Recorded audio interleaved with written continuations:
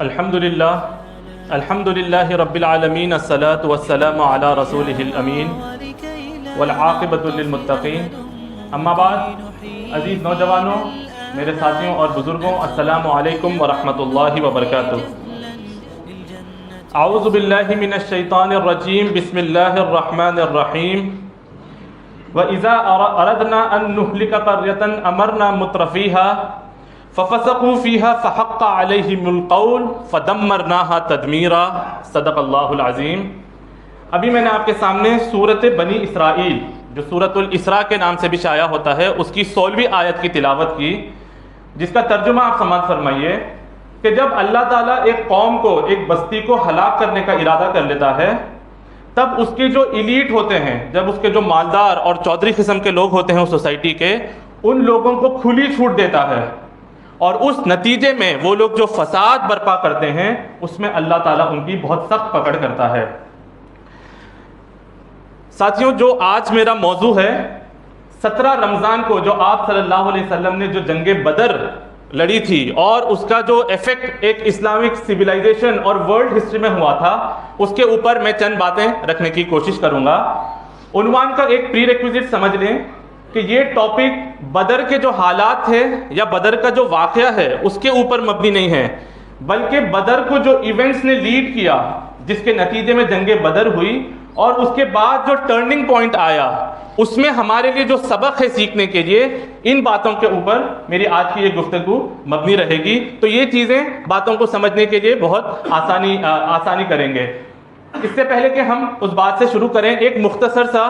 بدر کا ایک پس منظر آپ کے سامنے رکھنا چاہوں گا کہ کیا صورتحال تھی جس میں یہ واقعہ پیش آیا۔ آپ صلی اللہ علیہ وسلم 40 سال کی عمر میں نبی بنائے گئے، اور آپ کو اللہ تعالیٰ نے حکم دیا کہ اقرا، اب اپنے رب کے نام سے پڑھو۔ یہ اقرا جو ہے ٹرننگ پوائنٹ تھا ہماری تہذیب کے اندر، انسانی تہذیب کے اندر، کہ وہ اس وقت کا جو صورتحال تھا، جو ماحول تھا، جو شرک میں ڈوبا ہوا تھا، جو اللہ کی معرفت سے واقف نہیں تھا، جو ہدایت سے واقف نہیں تھا، اب حکم دیا جا رہا ہے کہ ایک نئی تہذیب کارو آؤٹ ہوگی ان قریب، بہت جلد۔ ایک نیا جو ہے سویلائزیشن، نئی سوچ جو ہے دنیا کو لیڈ کرے گی، اور وہ سوچ تمہارے اس رب کے مطابق ہوگی جس نے اس کائنات کو بنایا۔ اس پر آپ صلی اللہ علیہ وسلم نے صحابہ کرام جو لوگ تھے ان کے اندر اسلام کی دعوت جو ہے سٹیج بائی سٹیج رکھی، پھر ایک جماعت پیدا کی۔ 13 سال آپ نے جو ہے مکے کے اندر کام کیا۔ جب مکہ جو ہے اس پوائنٹ کے اوپر پہنچ گیا تھا کہ اب جو مارکیٹ تھا وہ اس آئیڈیا کے لیے سیچوریٹ ہو گیا تھا کہ اب ان کے اندر اور مزید جو ہے کام نہیں کیا جا سکتا، اب یہاں پہ رہ کے جو ہے کوئی مزید تبدیلی یا اسٹریٹجی نہیں بنائی جا سکتی۔ اللہ نے جو ہے مدینے کے دروازے آپ صلی اللہ علیہ وسلم کے لیے کھولے، اور وہاں پر آپ صلی اللہ علیہ وسلم اس پوری جماعت کے ساتھ جنہوں نے جو ہے اسلام کو قبول کیا تھا، اور مدینے میں ان تمام فیزز سے وہ لوگ گزرے تھے کہ وہ چیز اب ان کو ایک مضبوط لیڈر، ایک مضبوط سیادت، ایک مضبوط قیادت دینے کے لیے جو ہے کافی تھی۔ ان کو جو ہے مدینے کے اندر جمع کیا۔ پھر آپ صلی اللہ علیہ وسلم مدینہ پہنچ کر جو ہے آپ نے کچھ اقدامات لیے اس مشن کو جو ہے تکمیل تک پہنچانے کے لیے۔ اس اقدامات میں سے ایک اقدام تھا کہ اب جو کفار کے امام ہیں، those who are the leaders of کفر، ان کو جو ہے پرووک کیا جائے، ان لوگوں کی جو اکنامک سپلائی لائن ہے ان کو چوک کیا جائے، جس کے نتیجے میں ان کی جو ہولڈ ہے سوسائٹی میں، جو ان کا ایک پولیٹیکل سٹینڈ ہے سوسائٹی کے اندر، جو ان کا جو ہے ایک سٹینڈنگ ہے، اس کو جو ہے اپوز کیا جائے اور اس کو جو ہے ختم کیا جائے۔ اس کے نتیجے میں آپ صلی اللہ علیہ وسلم مدینہ پہنچتے ہی آپ نے 1-1.5 سال کے اندر 8 جو ہے چھوٹے چھوٹے دستے بنا کر جو ہے بھیجے، اور اس کا لوکیشن کیا تھا؟ وہ لوکیشن وہ پوری سپلائی لائن تھی جو قریش کے کاروانز کو جو ہے کنیکٹ کرتی تھی۔ قریش یمن سے سامان لیتے، اس کو لے کے جا کے شام کو بیچتے، پھر شام سے لے کے آ کے یمن کو بیچتے۔ یہ جو پوری ایک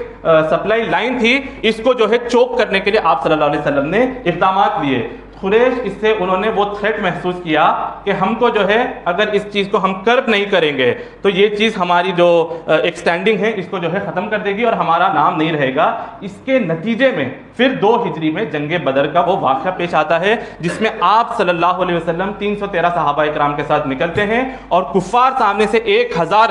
لشکر کے ساتھ آتا ہے، اور نکلنے سے پہلے اللہ تعالیٰ دو چیزوں میں سے ایک کا وعدہ کرتا ہے. ایک وہ قافلہ جو مکے سے نکل کے شام کو گیا تھا, اب وہ واپس آ رہا ہے اور بہت کثیر ان کا پروفٹ اس کے اندر موجود تھا. دوسرا وہ لشکر جو مکے سے نکل کے آپ صلی اللہ علیہ وسلم سے لڑنے کے لیے آ رہا ہے. کیوں؟ کیونکہ اب ان کو محسوس تھا کہ جو قریش کا کاروان آ رہا, جو کاروان سیریا سے آ رہا ہے, اس کو آپ صلی اللہ علیہ وسلم جو ہے کارنر کر سکتے ہیں اور اس کے نتیجے میں ہم کو نقصان ہوگا. اب یہ جو دو چیزیں نکل پڑی تھیں اس میں سے اللہ تعالیٰ کا ایک میں فتح و نصرت کا وعدہ تھا کہ آپ چوز کریے, آپ کے ڈسپوزیبل پہ یہ چیزیں ہیں, آپ چوز کریے اور اس کے نتیجے میں آپ جس کو بھی چوز کریں گے ہم اس میں آپ کو فتح دیں گے. اور پھر آخرکار آپ صلی اللہ علیہ وسلم اور صحابہ اکرام نے وہ تاریخ میں فیصلہ دکھایا کہ اب جنگ بدر کفار کے ساتھ ہوئی اور اس میں اللہ تعالیٰ نے آپ لوگوں کو فتح دی, آپ کو کامیاب کیا. یہ پس منظر تھا جنگ بدر کا. اب یہ جو جنگ بدر ہوئی اور اس بدر کے بعد میں جو آفٹر میتھس تھے, اس کے جو ایفیکٹس تھے, اس کے جو ریپرکشنز تھے اس جیوگرافیکل لوکیشن کے اوپر, اور آج اس کا ریلیونس ہمارے لیے کیا ہے, ہم اس سے کیسے سبق سیکھ سکتے ہیں, اس کے اوپر میں چند باتیں رکھنے کی کوشش کروں گا. سب سے پہلا نقطہ یہ ہے جس پر آپ صلی اللہ علیہ وسلم نے اس فتح بدر کے لیے کام کیا تھا, وہ تھا بلڈنگ آف ریزسٹنس, کہ ایک مقاومتی تحریک کو جو ہے پروان چڑھایا جائے. اب آپ سوچیں گے کہ بدر تو جو ہے 15 سال بعد جب رسول اللہ نبی بنائے گئے تھے اس وقت پیش آئی تھی, تو اس کے لیے جو ہے رسول اللہ صلی اللہ علیہ وسلم پہلے سے جو ہے تیاری کیسے کر رہے تھے. تو جب معاشرہ جو ہے ایک چلتا ہے اس میں ایک فارمل یا انفارمل طریقے سے کوئی نہ کوئی سسٹم انسٹالڈ ہوتا ہے. اس میں وہ جو معاشرت کی چیزیں ہوتی ہیں, چاہے وہ معیشت ہو, چاہے وہ ان کا لا اینڈ آرڈر کا نظام ہو, چاہے وہ نارمز آف دا سوسائٹی ہو کہ اس سوسائٹی میں کیا کرنا چاہیے نہیں کرنا چاہیے, وہ اس سسٹم کے ارد گرد جو ہے وہ ریوالو ہوتا ہے. جب رسول اللہ صلی اللہ علیہ وسلم نے اپنی دعوت پیش کی تھی تو وہ اس کفر کا جو نظام موجود تھا, وہ دعوت اس کفر کے نظام کو جو ہے ڈائریکٹ چیلنج کرتی. تو جب رسول اللہ صلی اللہ علیہ وسلم نے یہ بات کہی کہ قولوا لا الہ الا اللہ تفلحون, تو اس کا یہ مطلب نہیں تھا کہ تم اللہ کو مانو, باقی جیسا تمہاری تہذیب چل رہی ہے, جیسی تمہاری سوچ ہے, جیسا تمہارا انالیسس ہے, جیسا تمہارا کیریکٹر ہے, اب بس اسی کی طریقے سے چلو اور تم پھر بھی کامیاب رہو گے. رسول اللہ صلی اللہ علیہ وسلم نے جو ہے پیرللی اپنے سوسائٹی کے پیرلل میں جو ہے ایک ریزسٹنس کی تحریک شروع کی اسلام کی بنیاد کے اوپر, کہ وہ ایگزسٹنگ جو کفر کا نظام ہے, جو اس کی تہذیب ہے, جو ہے اس سے ٹکرائے. تو شروع کا جو دور تھا مکی دور, اس میں جو ہے پیسو رہ کے آپ نے کام کیا, کیونکہ ابھی تعداد اتنی نہیں تھی کہ آپ جو ہے ڈائریکٹ کنفرنٹیشن ان سے ہیڈ آن لے سکیں, ڈائریکٹ ان سے مقاومت کر سکیں. یہ تحریک 13 سال جو آپ صلی اللہ علیہ وسلم نے ان کو جو ہے اللہ کی تعلیمات کے اوپر جو ہے خوگر کر دیا کہ ہم کو اللہ کا جو حکم ہے اس کے اوپر ماننا ہے. پھر جب مدینہ پہنچے تو وہاں پہ جو تحریکوں میں جو ہے عام طور پہ جو فیز آتا ہے ایکٹیو کے بعد, وہ تھا وہ پیسو کے بعد وہ ہے ایکٹیو ریزسٹنس. اب اپنی طاقت کا جو ہے پوری طریقے سے مظاہرہ کرو. اس مظاہرے کے نتیجے میں جو ہے بدر میں آپ صلی اللہ علیہ وسلم کو جیت ہوئی. تو بدر اگر 2 ہجری میں لڑی گئی تو اس کا یہ مطلب نہیں تھا کہ بدر کی تیاری 2 ہجری میں ہوئی. اس کی تیاری جب 40 سال کی عمر میں آپ صلی اللہ علیہ وسلم نبی بنائے گئے تھے, اس وقت سے جو ہے مینٹلی صحابہ اکرام کو پریپیئر کیا جا رہا تھا کہ اللہ تم کو آزمائش سے گزارے گا, اللہ حق اور باطل کو چھانٹ کر رہے گا اور اس میں دنیا کو بتا دے گا کہ کون اللہ کے ماننے والے ہیں اور کون کفر کی اطاعت کرنے والے ہیں. تو یہ تربیت آپ صلی اللہ علیہ وسلم نے مکے میں اتنی اسٹرانگ طریقے سے ان کی تھی کہ وہ نتیجہ پھر مدینے میں بدر کی فتح کے اس میں نکلا تھا. آپ صلی اللہ علیہ وسلم نے جب یہ تربیت کی نا, تو یہ لیڈر کا کام ہوتا ہے کہ میرے پیچھے جو لوگ سٹینڈ کر رہے ہیں, جو مجھے فالو کر رہے ہیں, جن کی امیدیں مجھ سے جڑی ہیں نا, ان کو ٹیسٹ کریں کہ واقعی میں یہ لوگ صرف منہ سے کہہ رہے ہیں یا عمل میں بھی ثابت ہے. تو بدر میں جانے سے پہلے آپ صلی اللہ علیہ وسلم نے جو ہے مشاورت بلائی, آپ نے کال کیا کہ مجھے مشورہ دو کہ اب یہ جو 2 لشکر آ رہے ہیں اس میں کون سا صحیح فیصلہ لیا جانا چاہیے. یہ بھی بدر کی ایک لرننگ ہے. ہم لائف میں جو ڈیسیشنز لیتے ہیں, چاہے وہ انفرادی ہو یا اجتماعی, اس میں مشورے کی کتنی امپورٹنس ہوتی ہے. بہرحال تو اس میں حضرت ابو بکر نے جو ہے مشورہ دیا, حضرت عمر نے مشورہ دیا, دیگر صحابہ اکرام جو مہاجر تھے, جو مکے سے ہجرت کر کے آئے, انہوں نے مشورہ دیا. اس میں مقداد بن اسود رضی اللہ تعالیٰ عنہ نے بہت عمدہ مشورہ دیا کہ اللہ کے رسول, ہم موسیٰ کے ساتھی نہیں ہیں, ہم کو موسیٰ کے ساتھی کے اوپر آپ قیاس مت کرے جنہوں نے کہا تھا کہ یا موسیٰ فاذهب انت وربک فقاتلا انا ھاہنا قاعدون, کہ موسیٰ تمہارے رب کے ساتھ جا کے جو جابر لوگ ہیں ان سے لڑو, ہم یہاں پر بیٹھ کے دیکھیں گے, ہاں جب جیت جائیں گے تو اس میں جو حصہ لینا ہے اس میں ہم آ کے جو ہے ضرور شامل ہو جائیں گے, ہم بھی اس میں کریڈٹ لیں گے. تو آپ ہم کو اس میں قیاس مت کریں, ہم آپ کے ساتھی ہیں, آپ جو حکم دیں ہم اس کو بجا لائیں گے. لیکن مقداد بن اسود رضی اللہ تعالیٰ عنہ یہ بھی مہاجر صحابی تھے, یہ بھی مکے سے ہجرت کر کے آئے تھے. آپ صلی اللہ علیہ وسلم واپس کہہ رہے ہیں کہ اشیرونی مجھے مشورہ دو، کیونکہ جب آپ صلی اللہ علیہ وسلم مکہ سے مدینہ آئے تھے آپ نے میثاق مدینہ کیا، ایک چارٹر بنایا، اس کے اندر جتنے انصار تھے ان سب سے عہد لیا کہ اگر مدینے کے اوپر کوئی حملہ ہو، پریمپٹیو اٹیمپٹ جس کو بولیں گے، پریمپٹیو اسٹرائک اگر ہو، تو اس میں ہم سب لوگ جو ہے ایک ہو کے مدینے کا دفاع کریں گے۔ لیکن اس وقت جو صورتحال پیش آ رہی ہے، پچھلے 1.5-2 سال کے اندر آپ صلی اللہ علیہ وسلم نے جو اقدام لیے، اس اقدام کے نتیجے میں جو ہے یہ جنگ بدر اب اس فیز کے اندر داخل ہو رہی ہے۔ تو اقدام رسول اللہ علیہ وسلم کے لینے کی وجہ سے یہ جو ہے یہ واقعات پیش آ رہے ہیں، تو اس طریقے سے انصار مدینہ ایگزمپٹ ہے، کیونکہ مدینے کے اوپر چڑھائی ہو کر نہیں آ رہی ہے، بلکہ آپ کے پالیسیز کے نتیجے میں جو ہے یہ کنفرنٹیشن وجود میں آ رہی ہے۔ تو آپ صلی اللہ علیہ وسلم واپس پوچھ رہے ہیں کہ اشیرونی، تو انصار میں سے لوگ سمجھ گئے کہ آپ صلی اللہ علیہ وسلم کا جو ہے اشارہ ہماری طرف ہے۔ اس میں سعد بن معاذ رضی اللہ تعالیٰ عنہ، سعد بن عبادہ رضی اللہ تعالیٰ عنہ جو خزرج کے صحابی تھے اور لیڈر تھے، انہوں نے جو ہے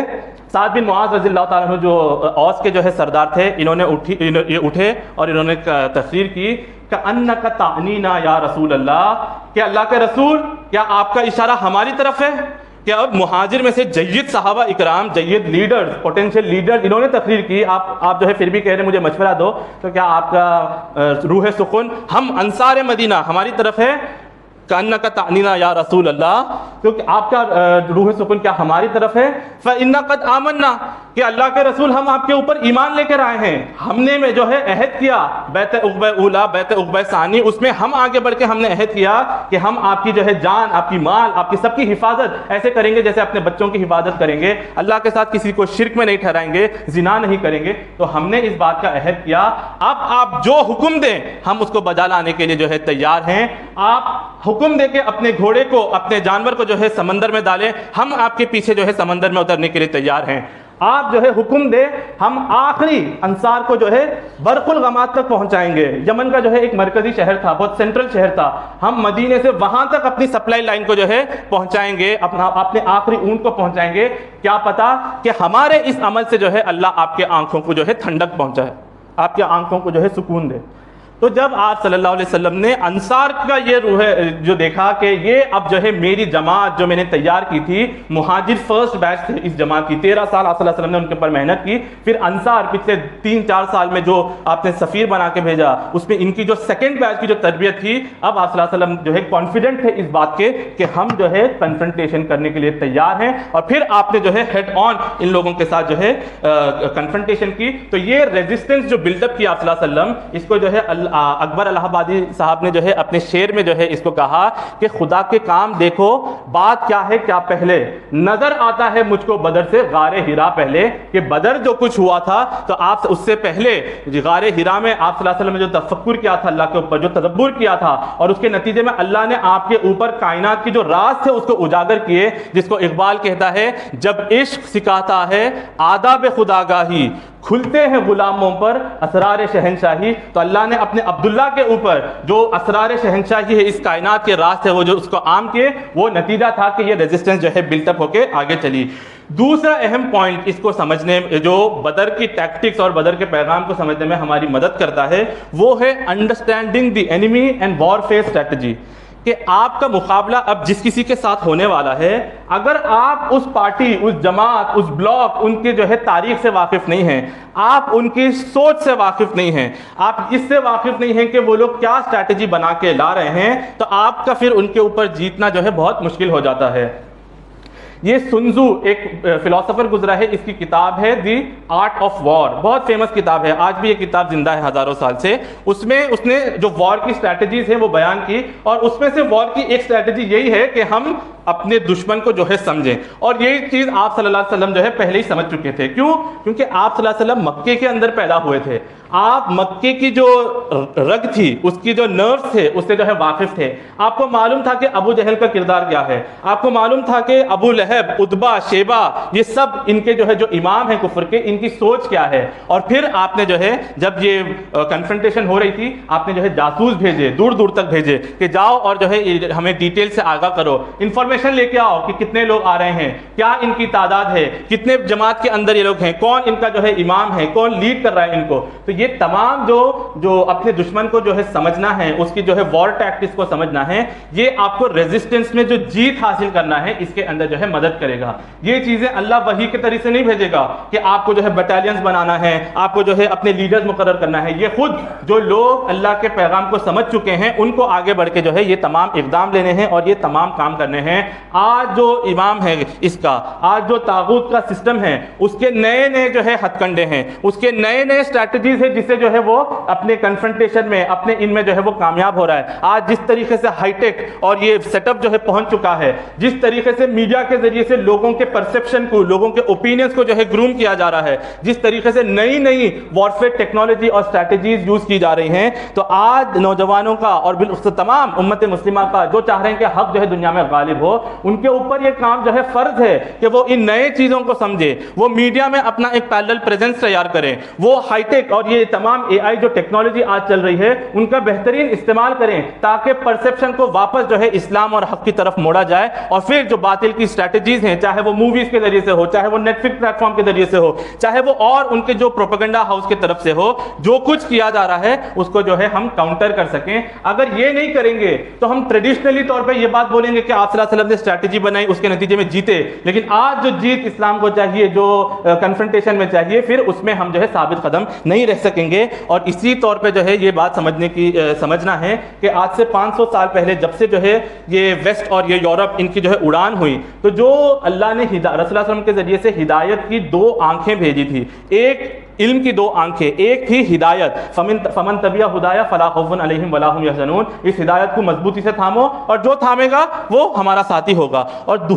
دوسری آنکھ جو نالج کی تھی وہ تھی ولا تقف ما لیس لک بہ من علم, کہ توہمات کے اوپر, سپرسٹیشس بلیف کے اوپر جو ہے اپنے اوپینینز قائم مت کرو. اپنے کان, ناک, آنکھ, جو ایکسپیریمنٹس انسان کرتا ہے, جو ریسرچ کرتا ہے, ان سب کو استعمال کرو اور ان کے اوپر اوپینین. تو جب ویسٹ کی اڑان ہوئی تو انہوں نے, کیونکہ وہ مذہب بیزار ہو چکے تھے بہت ٹائم سے, پوپ کی جو ہے ایک ریجڈ حکومت تھی اور اس کے نتیجے میں ان کو بولنے کی, سوچنے کی, پڑھنے کی, لکھنے کی کسی چیز کی آزادی نہیں تھی. اس نتیجے میں جب یہ لوگ اٹھے, مذہب کے خلاف ان کو اتنی نفرت ہوئی کہ انہوں نے اس آنکھ کو جو ہے بند کر دیا. اب ایک آنکھ, یہ جو علم, یہ جو ریسرچ کی آنکھ ہے, جو ایکسپیریمنٹ کی آنکھ ہے, جو فزیکل مشاہدہ کی آنکھ ہے, اس کے ذریعے سے انہوں نے دنیا کو دیکھنا شروع کیا. اب آپ بتائیے یہ ایک آنکھ جو ہے یہ کس کا سمبل ہے؟ یہ ایک آنکھ کس چیز کی علامت ہے؟ یہ ایک آنکھ جو ہے دجال کی علامت ہے. تو وہ جو نکلے گا, جو شخص ہوگا, وہ الگ بات ہے, اس سے پہلے ایک پوری کی پوری تہذیب کارو آؤٹ ہو چکی ہوگی جو اس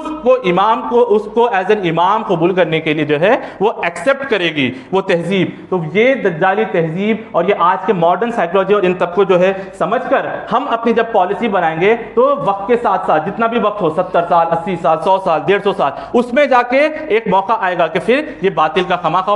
خلا خما ہوگا اور حق جو ہے جیت کر غالب ہوگا. پھر آگے ہم بڑھ کے تیسرا پوائنٹ دیکھتے ہیں, preparing the leaders for tomorrow. کوئی بھی تحریک شخصیات کے بنیاد پہ کبھی کامیاب نہیں ہو سکتی. شخصیات کے بنیاد پہ صرف کلٹ جس کو ہم کہتے ہیں وہ کامیاب ہوتے ہیں. اگر آپ چاہتے ہیں کہ ایک میسو جو ہے چینج ہو, ایک میسو تبدیلی آئے, تو اس کے لیے آپ کو اگلے لیڈر جو ہے تیار کرنا بہت ضروری ہے. لیڈرشپ کے بغیر جو ہے کوئی کام چل نہیں سکتا. آپ صلی اللہ علیہ وسلم نے جنگ بدر کا جو مارکا ہوا تھا, بدر کے بعد, اس سے پہلے اپنے لیڈر جو ہے آپ نے تیار کرنا شروع کیے تھے جو اس نظریے کے, اسلام کے جو ہے علمبردار بنیں گے, جو اس سوچ کو سمجھیں گے اور پھر اس سوچ کو جو ہے دنیا کے اندر غالب کریں گے. بدر میں آپ نے پوری جو 313 کی فوج تھی اس کو چھوٹے چھوٹے بٹالینز کے اندر ڈیوائڈ کر دیے اور ہر بٹالین, ہر گروپ کا جو ہے ایک لیڈر مقرر کر دیا. کسی کے عبد الرحمن بن عوف ہے, کسی کے کوئی اور ہے, حمزہ ہیں, زید ہیں رضی اللہ تعالیٰ عنہم. یہ تمام کو جو ہے آپ صلی اللہ علیہ وسلم نے چارج دیا ان کی کیپیبلٹیز کے اوپر, ان کے ایکسپیرینس کے اوپر, ان کے تجربے کے اوپر. اور پھر اس کے ذریعے سے جو مورال تھا پوری فوج کا, جب وہ دیکھتے کہ بھائی ایک جو ٹیم ہے, ایک جماعت ہے, یہ بہت آگے سے بہت زور سے جو ہے لڑ رہی ہے, تو ان کے اندر بھی جو ہے وہ موٹیویشن آتا کہ ہم بھی جو ہے آگے بڑھ کے لڑیں, اور اس طریقے سے یہ ایک دوسرے کو جو ہے سپورٹ کرتے. تو یہ لیڈرز پیدا کرنا, لیڈرز بنانا بہت ضروری ہے. اور اکثریت لیڈرز کی جو ہے نا جو پروسیس ہے, جو میدان میں کام کرتے ہیں, انہی کے ذریعے سے آتی ہے. کلاس میں لیڈرشپ کے اوپر کورس کرنے سے یا پھر جو ہے سبجیکٹس پڑھنے سے جو ہے لیڈرشپ پیدا نہیں ہوتی ہے, اس سے آپ کا علم بڑھتا ہے. لیکن اصل لیڈرشپ جو ہے جو میدان میں جو لوگ کام کرتے ہیں, جو میدان کے نو اینڈ ہاؤ سے واقف ہوتے ہیں, پھر یہ لوگ جو ہے اوپر اٹھ کے لیڈ کرتے ہیں آگے بدر. ہمارا کیونکہ عنوان بدر اینڈ اٹس آفٹر میتھ ہے, تو آفٹر میتھ میں بھی آپ دیکھیے کہ احد میں جھنڈا جو ہے کس کے ہاتھ میں تھا, علم اسلام کا, حضرت مصعب بن عمیر رضی اللہ تعالیٰ عنہ. ٹھیک ہے, تو جنگ احد میں حضرت مصعب بن عمیر شہید ہو گئے, یعنی کہ ایک بہت بڑا لیڈر آپ کا شہید ہو گیا. جنگ احد میں جب وہ شہید ہوئے تو کیا اس کا مطلب اب اسلام ختم ہو گیا؟ جنگ احد میں اگر وہ شہید ہوئے اسلام ختم ہو گیا. سید الشہداء حمزہ بن عبد المطلب رضی اللہ تعالیٰ عنہ, اتنی بڑی شہادت کہ 70 بار آپ صلی اللہ علیہ وسلم نے ان کے جنازے کی نماز پڑھائی, شہید ہو گئے اس جنگ میں. کیا اسلام جو ہے وہ شہید ہو گیا, اسلام ختم ہو گیا؟ عبداللہ بن جہش رضی اللہ تعالیٰ عنہ, بہت ٹاپ کے صحابی, جنگ احد میں شہید ہو گئے, اسلام ختم ہو گیا. 70 صحابہ اکرام شہید ہوئے, کیا اسلام کا نام جو ہے روئے زمین سے جو ہے ختم ہو گیا؟ چاہے وہ کفر کی سوچ ہو یا چاہے وہ اسلام کی سوچ ہو, لیڈرز کے ختم ہونے سے جو ہے کبھی فکر ختم نہیں ہوتی. اگلا لیڈر آئے گا, وہ لیڈ کرے گا اور پھر جو ہے وہ اس کام کو آگے بڑھائے گا. اور اگر کام آگے نہیں بڑھ رہا ہے اس کا مطلب یہ ہے کہ آپ انف لیڈرز جو ہے پروڈیوس نہیں کر پا رہے ہیں. Your leaders are misguiding your people, جو اصحاب اہل و عقد ہیں, جو آپ کے اوپر ہیں, یہ آپ کو جو ہے پھر مس گائیڈ کر رہے ہیں, یہ آپ کی صحیح جو ہے قیادت نہیں کر رہے ہیں. تو لیڈرز پیدا کرنا جو ہے, لیڈرز کو گروم کرنا اس نظریے کے لیے بہت اہم ہے. اور آپ صلی اللہ علیہ وسلم نے اتنی مضبوط لیڈرشپ کھڑی کر دی تھی کہ خود اللہ تعالیٰ قرآن میں آل عمران میں یہ بات فرماتے ہیں, وما محمد الا رسول قد خلت من قبلہ الرسل افإن مات, کہ محمد صلی اللہ علیہ وسلم اللہ کے رسول کے سوا اور کیا ہیں,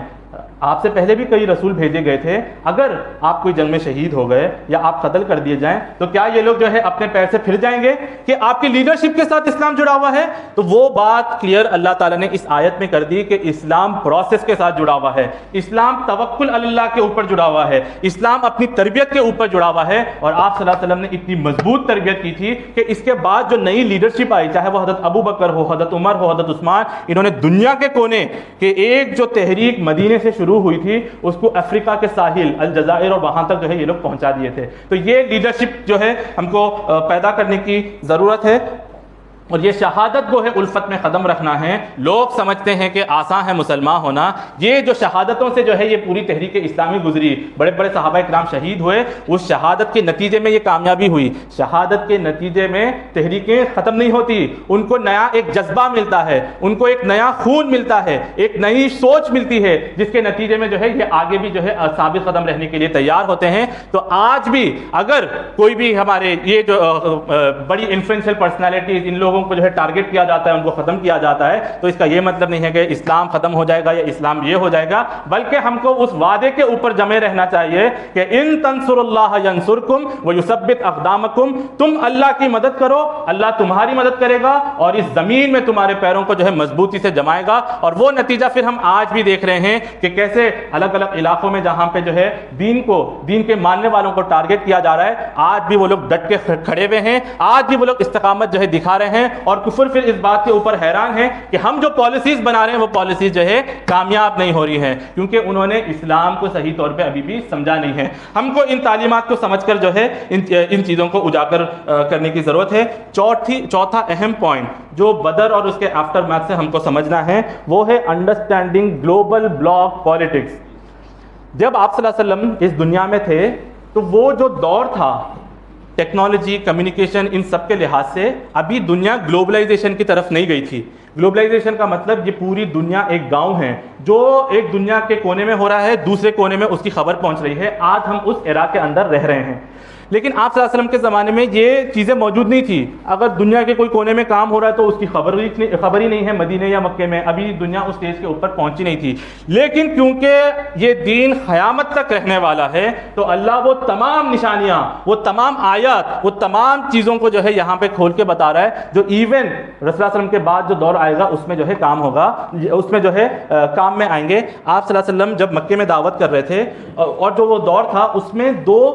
سپر پاور ہوا کرتے ہیں. ایک تھا سلطنت فارسہ جو پرشین امپائر تھی, اور ایک تھی سلطنت روما جو رومن بائزنٹین امپائر تھی. اس کے علاوہ انڈین سویلائزیشن تھی, اس کے جو ایجپشین سویلائزیشن تھی, چائنیز, جاپانیز, یہ سب تھے. لیکن جو سپر پاور جس کو ہم کہتے ہیں وہ دو ہی تھی, کیونکہ جو اصل ایسٹ ویسٹ کا جو کوریڈور تھا, جو ٹریڈ روٹ تھا, ریڈ سی ہو, اسٹریٹ آف ہارموز, یہ تمام یہ ان دونوں کے کنٹرول میں آتا تھا. تو یہ لوگ ان مارکیٹ کو, ان سب کو کنٹرول کرتے تھے, تو لہٰذا یہی سپر پاور تھے. آپ صلی اللہ علیہ وسلم کے تو یہ بلاک سمجھنا ضروری ہے. جو بائزنٹین امپائر تھی یہ عیسائی تھی, اور عیسائی یعنی کہ اپنے اوریجنل فارم میں نہیں تھے, بہت گندے ان کے اخلاق ہو چکے تھے, ان کا کردار بہت گر چکا تھا, بہت گھٹیا کردار ہو چکا تھا, عقائد میں شرک اور یہ تمام چیزیں جو ہے پیوست ہو گئی تھی. تو یہ اپنے اوریجنل فارم میں تو حضرت عیسیٰ کی تعلیمات پہ نہیں تھے, لیکن جو ہم بظاہر طور پہ دیکھتے ہیں کہ ایک شخص اپنے آپ کو مسلمان عیسائی کہہ رہا ہے تو وہ وہی ہوگا, تو اس طور پہ یہ لوگ عیسائی تھے, یعنی کہ بائبل کے حامل تھے, اللہ کے کچھ نہ کچھ درجے میں ماننے والے تھے. دوسری طرف یہ جو پرشین امپائر تھی یہ آگ کے پجاری تھے, یہ آگ کی جو ہے پوجا کرتے تھے, اور ظاہر سی بات ہے پھر اللہ کا کوئی تصور نہیں ہے اس معنی میں توحید کا, تو یہ مشرک ان کا ایک بلاک تھا. جب آپ صلی اللہ علیہ وسلم 46 یا 47 ایئرس کے ہوئے 6 یا 7 نبی میں پرشین امپائر رومن امپائر کے اوپر حملہ کرتا ہے اور جیت جاتا ہے. اس نتیجے میں جو ہے رومن امپائر کی بہت ساری ٹیریٹری ان کے ہاتھ سے, رومن امپائر کے ہاتھ سے نکل جاتی ہے. اس میں جو مکے کے کفار تھے یہ لوگ جشن مناتے ہیں کہ دیکھو وہ لوگ جو انجیل کو ماننے والے تھے, تمہارے عیسائی جن کے بارے میں سورہ کہف, مریم اور سورتوں میں جو ہے بات کی گئی تھی, ان کو ہمارے مشرک لوگ جو آگ کی پوجا کرتے ہیں, آپ کے خدا میں نہیں مانتے, انہوں نے کس طریقے سے ہرایا. وہ جشن کیا کہ انہوں نے, کفار نے. اللہ تعالیٰ نے اس وقت سورہ روم نازل کیا جو قرآن کا 30 نمبر کا 30ویں نمبر کا سورہ ہے, اور اس میں یہ بات کہی الف لام میم غلبت الروم فی ادنی الارض ومن بعد غلبہم سیغلبون فی بضع سنین للہ الامر ومن بعدہم للہ الامر ومن بعدہم, کہ یہ جو روم ہیں یہ ہار چکے ہیں اور فارس کا جو ہے غلبہ ہو چکا ہے, لیکن ان قریب جو ہے دوبارہ یہ مغلوب جو قوم ہوئی تھی روم, یہ دوبارہ غالب ہوگی, اور اس دن جو ہے اللہ تعالیٰ مسلمانوں کو بھی فتح سے نوازے گا. تو آپ دیکھیں دو ایونٹس کو اللہ تعالیٰ ایک ساتھ جو ہے جوڑ کے بتا رہا ہے. جس وقت جنگ بدر 2 ہجری 17 رمضان کو لڑی گئی اور اس میں اللہ تعالیٰ نے مسلمانوں کو فتح دیا, اسی دن انٹرنیشنل لیول پہ جو رومن امپائر تھی ان کو بھی جو ہے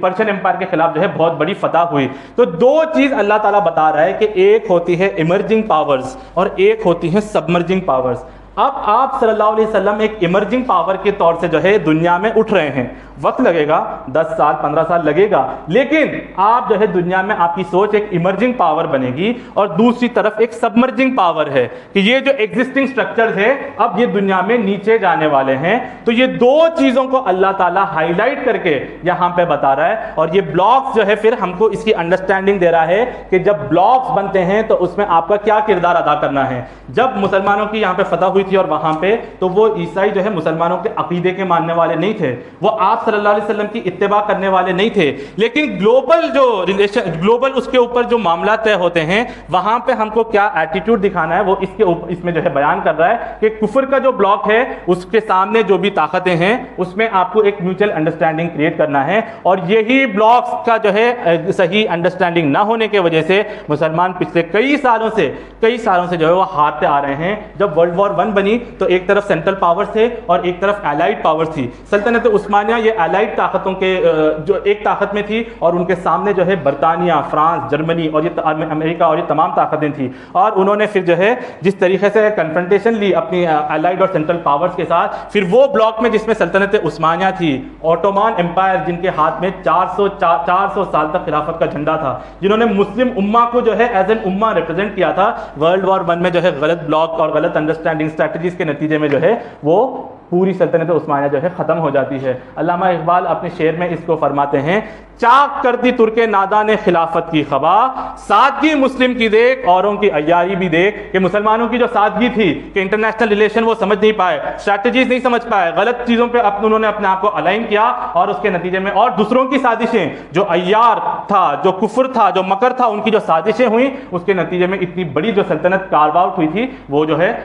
ختم ہو گئی. ورلڈ وار 2 میں بھی یہی ہوا. ایک طرف ایک پاور تھی جرمنی اور یہ تمام، دوسری طرف پولینڈ، امریکہ اور یہ تمام تھے، اور پھر اسی بلاک کے نتیجے میں ایک بلاک جیتا، اس کی سوچ کامیاب ہوئی، کیپٹلزم کمیونزم ہارا، یہ تمام چیزیں ہوئیں. آج دنیا واپس بلاکس کی طرف جا رہی ہے، آج دنیا واپس بلاکس کی طرف جو ہے تقسیم ہو رہی ہے. اس بات کو سمجھنے کی ضرورت ہے کہ کس بلاک میں ہم کو ہمارا رول ادا کرنا ہے، کس میں ہم کو ہمارا پرسپشن دینا ہے، کس میں ہم کو ہمارا انالیسس اوپینین فیور کرنا ہے کہ کس بلاک میں جو ہے اس دنیا کی، اس انسانیت کی اور ہماری جو ہے بقا ہو سکتی ہے. تو یہ چیز جو ہے ان ڈیٹیل میں آپ سورہ روم پڑھیں گے، تاریخ کا مطالعہ کریں گے اور آج کے حالات کو سمجھیں گے تو یہ چیزیں اللہ تعالیٰ سمجھنے میں جو ہے ہم کو مدد کرے گا. آخری بات جو بدر کے حوالے سے ہے وہ یہ تھی کہ unity and clarity of ideology, کہ آپ صلی اللہ علیہ وسلم نے جو توحید کا جو پیغام دیا تھا، اس توحید کے پیغام نے تمام اسکول آف تھاٹس کو جو ہے ایک امبریلا کے نیچے جوڑ دیا. وہ سلمان فارس چاہے فارس سے ہو، وہ شعیب رومی چاہے روم سے ہو، یا جو صحابہ اکرام جو ہے یہاں مکے عرب لینیج سے ہو، ان سب کو اسلام کی طاقت نے لا کے جو ہے اپنے اندر ایسیمیلیٹ کر لیا تھا. اور یہ آئیڈیالوجی اتنی کلیئر تھی کہ اقبال اپنے اشعار میں کہتے ہیں کہ زندہ قوت تھی زمانے میں یہ توحید، کبھی آج کیا ہے فقط ایک مسئلہ علم کلام. وہ جو توحید کا پیغام آپ صلی اللہ علیہ وسلم نے دیا، یہ معاشرے میں ایک آگ کی طرح ابھری. اس نے جو ہے لوگوں کو ایک نئی تہذیب کا جو ہے رنگ دیا، ایک نیا دنیا کو طرز عمل پہ سوچنے کا جو ہے رنگ دیا، ایک نئی آئیڈیالوجی دی. اور آج جو ہے یہ توحید چند باتوں کے اندر کہ کیا چیزیں بدعت ہے، کیا چیز جو ہے شرک ہے، جو رسومات ہیں ہمارے، ان کے اندر محدود ہو کے رہ گئی. باقی جو نظریات ہیں، چاہے وہ سودی نظام ہو، چاہے وہ کمیونزم ہو، سوشلزم ہو، لبرلزم ہو، نیشنلزم ہو، الٹرا نیشنلزم ہو، اس کے اوپر جو ہے توحید وار نہیں کر پا رہا ہے. ان چیزوں کا جواب توحید اس معنی میں دے نہیں پا رہا ہے. اقبال نے یہ جو آج نئی تہذیب بنی ہے، اس کو جو ہے اپنے اشعار میں جو ہے پیش کیا ہے. اس دور میں میں اور ہے جام اور ہے جم اور، ساقی نے بنا کی روش لطف و ستم اور، تہذیب کے آذر نے ترشوائے صنم اور، مسلم نے بھی تعمیر کیا اپنا حرم اور، ان تازہ خداؤں میں بڑا سب سے وطن ہے، جو پیرہن اس کا ہے وہ مذہب کا کفن ہے. اس بت کے تراشید تہذیب نبی ہیں، غارت کرے کاشان دین نبوی ہے. بازو تیرا توحید کی قوت سے قوی ہے، اسلام تیرا دیس ہے تو مصطفی ہے. نظارہ دیری نہ زمانے کو دکھا دے، اے مصطفی خاک میں اس بت کو ملا دے. کہ آج جو یہ چیزیں توحید کے اوپر گند بن کے جو ہے بیٹھی ہوئی ہیں، جو توحید کے اصل پیغام کو انہوں نے ایسیمیلیٹ کر دیا ہے اپنے طاغوتی نظام کے اندر، اس چیزوں کو اجاگر کرنے کی ضرورت ہے. اور تبھی کلیئرٹی آف تھاٹ آئے گی، تبھی وہ یونٹی مسلمانوں کے اندر پیدا ہوگی، جب ہم آج کے جو بت آزر نے بنائے ہیں اس کو جو ہے ہم توڑنے کے اندر اگر کامیاب ہو جائیں. تمام رنگ، تمام نسل، تمام زبان، تمام یہ چیزیں جو ہے اسلام کے تابع ہو کر اگر رہ جائیں گی، تب وہ توحید کا جو کلمہ ہے جو رسول اللہ صلی اللہ علیہ وسلم نے بتایا تھا وہ دنیا کے اندر بلند ہو کر رہے گا اور باطل جو ہے ختم ہو کر رہے گا. کیوں؟ کیونکہ اللہ تعالیٰ کا وعدہ ہے وَقُلْ جَاءَ الْحَقُّ وَزَهَقَ الْبَاطِلُ إِنَّ الْبَاطِلَ كَانَ زَهُوقًا. کہہ دو کہ حق آ چکا ہے اور باطل مٹنے والا ہے، کیونکہ باطل بنا ہی ہے مٹنے کے لیے. اس میں ہم کو توجہ دینا چاہیے کہ ہم ہمارا کردار جو ہے کس طرف نبھا رہے ہیں اور ہم جو ہے کیا اپنا رول آج کی تہذیب کے اندر نبھا رہے ہیں. یہ بدر کے جو آفٹر میتھ تھے اور جو بدر کے ریپرکیشن سے اس نے دنیا کو جو ہے ایک نئی تہذیب کا روپ دیا. اسی کے نتیجے میں بعد میں جتنی بھی ریزسٹنس ہوئی، چاہے وہ احد ہو، چاہے وہ حنین ہو، خیبر ہو، فتح مکہ ہو، بعد میں قادسیہ، یرموک کی جو بھی جنگیں ہوئی ہیں، اس کا جو پوائنٹ آف سٹارٹ تھا وہ بدر تھا، the final resistance between the forces of truth and falsehood. اور آج دنیا واپس جو ہے اس موڑ کے اوپر آ کے بیٹھ گئی ہے کہ دوبارہ جو ہے حق اور باطل کا جو ہے ٹکراؤ ہونے والا ہے، بہت میسو لیول کے اوپر ہونے والا ہے. اقبال اپنے شعر میں کہتے ہیں دنیا کو ہے پھر مارکہ روح و بدن پیش، دنیا کو ہے پھر مارکہ روح و بدن پیش، تہذیب نے پھر اپنے درندوں کو ابھارا، اللہ کو پامر دیے مومن پہ بھروسہ، ابلیس کو یورپ کی مشینوں کا سہارا. آج اتنے بڑے لیول کے اوپر جو کنفرنٹیشن ہونے جا رہا ہے، جس کی پیشین گوئی احادیث میں آئی ہیں. آپ صلی اللہ علیہ وسلم نے فرمایا کہ قیامت سے پہلے اتنی بڑی جنگیں ہوں گی، الملحمۃ العظمیٰ ہوں گی، کہ اگر ایک باپ ایک دادا کے 100 بچے ہوں گے، اس میں سے 99 بچے اس کے مارے جائیں گے اور ایک باقی رہے گا. اتنے بڑے مارکے کے اوپر جو ہے یہ کھیل کھیلا جائے گا، ورلڈ پالیٹکس. اور کیوں کھیلا جائے گا؟ یہ forces of evil and good کے بیچ میں ٹکراؤ ہے. جو نیو ورلڈ آرڈر اور یہ تمام چیزوں کی بات کی جا رہی ہے، ہم اس موڑ کے اوپر آ کے کھڑ گئے ہیں کہ ہم کو ورلڈ پالیٹکس اور یہ تمام چیزوں کو قرآن کی، سیرت کی، ہسٹری کے روشنی میں جو ہے دیکھنا ہے، نہ کہ ٹریڈیشنلزم اور جو ہمارے ذہن میں جو ہے ان لاجیکل سپرسٹیشس باتیں بھری گئی ہیں، فرقہ واریت اور یہ تمام کو لے کے اس کے اندر دیکھنے کی جو ہے ضرورت نہیں ہے. تو یہ نوجوانوں کے لیے خاص پیغام ہے. اس بدر میں نوجوانوں کا بہت بڑا کردار تھا. Very young people participated in this resistance resistance and in his battle. تو یہ نوجوانوں کے لیے بہت بڑا پیغام ہے کہ وہ آج کے ان ٹولز کو سمجھے, اے آئی کو سمجھے, الگوریدم کو سمجھے, سوشل میڈیا کو سمجھے, جو ورلڈ کی انٹرنیشنل ریلیشنز ہے, انٹرنیشنل افیئرز ہے, انٹرنیشنل بزنس ہے, اور جو دنیا جہاں پہ آج جا رہی ہے دجالی نظام کی طرف, ان چیزوں کو بہت مضبوطی کے طریقے سے سمجھیں. جو نیا لٹریچر ہے اس کو بہت اچھے سے مطالعہ کریں. جو نئی کتاب ہیں, آپ کو قرآن اور حدیث صرف گائیڈنس دے گا, باقی جو اسٹریٹجی بنانی ہے اس میں آپ کو آج کی چیزوں کو سمجھنا پڑے گا. تو آج کے لیے جو کتابیں لکھی گئی ہیں, پون ان دا گیمز, PAWN, شتک جس کو بولتے ہیں, ولیم گائٹکر کی کتاب ہے, اس کا جو ہے آپ لوگ مطالعہ کریں. کنفیشنز آف اکنامک ہٹ مین, جان پرکنز کی کتاب ہے, اور نیو کنفیشنز آف اکنامک ہٹ مین جو 2016 میں اس نے شائع کی تھی, ان کتابوں کا مطالعہ کریں. Clash of civilization, Samuel P Huntington کی کتاب ہے, یہ چیزوں ان کا مطالعہ کریں. The end of history and the last man, Fukuyama جو پولیٹیکل سائنٹسٹ ہے, اس کی کتاب ہے کہ ہم دنیا کے اوپر بس ہم حکومت کریں گے اور ہمارا ہی دور چلے گا, لیکن یہ چیز جو ہے غلط ثابت ہو کے رہے گی. ان چیزوں کو ہم جو ہے قرآن اور ان کے نتیجے میں سمجھیں. فضائے بدر پیدا کر, فرشتے تیری نصرت کے لیے اتر سکتے ہیں گردوں سے, قطار اندر قطار. اب بھی فضائے بدر 2 تلوار کا نام نہیں تھا, فضائے بدر 2 گھوڑوں کا نام نہیں تھا, فضائے بدر 70 اونٹوں کا نام نہیں تھا, فضائے بدر پورا کا پورا قرآن تھا. جو 313 آئے تھے یہ قرآن کے ماڈلز تھے, یہ قرآن کے لیڈرز تھے, یہ قرآنک تھاٹس کے علم بردار تھے, کہ ان لوگوں نے جو ہے قرآن کے اوپر اپنا ماڈیول, اپنا کریئر, اپنی سوچ, سب چیز ڈال دیا تھا, اور اس نتیجے میں جو ہے یہ ریزسٹنس آگے بڑھی, اس ریزسٹنس میں جیت ہوئی. تو یہ چند مختصر باتیں تھیں کہ اس فضائے بدر کو دوبارہ پیدا کرنے کی ضرورت ہے. آج کے وارفیئر, اپنی ٹیکنالوجی, اسٹریٹجی, ان سب کو سمجھنے کی ضرورت ہے. وہ حالات سے متاثر ہو کے جو ہے گھبرانے کی کوئی ضرورت نہیں ہے. جیسے بات آئی ہے کہ لیڈرز پہلے بھی رسول اللہ صلی نے پیدا کیے تاکہ وہ اس دین کے علم بردار ہو, آج بھی اگر ہم کریں گے تو اللہ تعالی ہم کو فتح نصرت سے اور کامیابی سے عطا کرے گا. اللہ تعالیٰ سے دعا ہے کہ اللہ تعالیٰ ہم کو قرآن پر عمل کرنے کی توفیق عطا فرمائے, اس کے تھاٹ کو سمجھنے کی توفیق عطا فرمائے, آج کے جدید تقاضوں کو سمجھنے کی توفیق عطا فرمائے, جدید بلاگس کو سمجھنے کی توفیق عطا فرمائے, اس نئی تہذیب کو لانے کی ہمارے اندر استقامت اور صلاحیت عطا فرمائے. ہمارے اندر وہ شہادت کا جذبہ جو اللہ کو مطلوب اور مقصود ہے, وہ شہادت کا جذبہ اندر پیدا کرنے کی توفیق عطا فرمائے. اللہ تعالیٰ ہمارا حامی و ناصر رہے, اللہ تعالیٰ ملت اسلامیہ کا حامی و ناصر رہے, اللہ مسلمان ملک کو حامی و ناصر رہے. بسم اللہ الرحمن الرحیم. اذا جاء نصر اللہ والفتح ورأیت الناس يدخلون فی دین اللہ افواجا فسبح بحمد ربک واستغفر انہ کان توابا. والسلام علیکم ورحمۃ اللہ وبرکاتہ.